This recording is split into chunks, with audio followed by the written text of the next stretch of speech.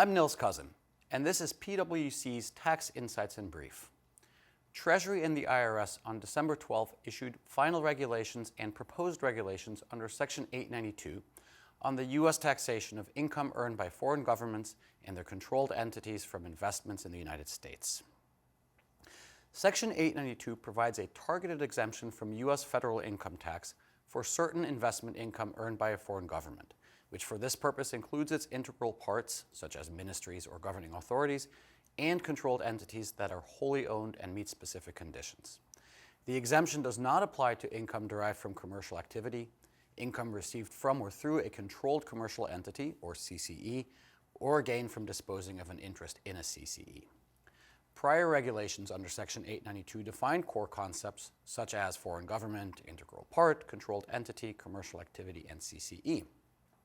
Later guidance clarified that a CCE can include a partnership addressed when a foreign government is treated as engaged in commercial activities, including in the real estate context, focused on when foreign governments are engaged in commercial activities and how investments in U.S. real property holding corporations are treated. The final regulations clarify what counts as commercial activities versus exempt investment activity, including an expanded inadvertent commercial activity exception. They update the CCE per se rules, including that foreign controlled entities would no longer need to track their U.S. real property holding corporation status.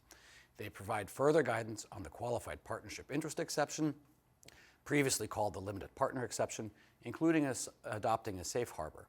And they finalize a definition of financial instrument that expressly covers certain derivatives, including swaps, options, forwards, and futures.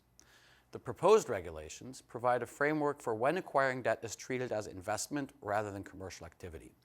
They provide that all debt acquisitions are commercial activity except if they fall within one of two provided safe harbors or satisfy a facts and circumstances test. They also elaborate on when a foreign government has effective control of an entity for CCE purposes. So what are the next steps for companies? Companies should review structures where a foreign sovereign or its controlled entities holds U.S. investments, particularly domestic U.S. real property holding corporations, partnerships, and private funds, to determine whether any entities are controlled commercial entities or cease to be CCEs under the new rules. Taxpayers should evaluate whether early adoption of the final regulations is beneficial on a consistent group-wide basis. They should also evaluate existing and planned U.S. debt investments against the proposed safe harbors and the facts and circumstances framework, and review credit and governance documents for rights that could be treated as effective control and therefore cause entities to be CCEs. Finally, engage in the process. Treasury and the IRS are inviting comments on the proposed regulations. Those comments are due by February 13th, 2026. For more details, please see the attached insight. Thanks for watching PwC's Tax Insights in Brief.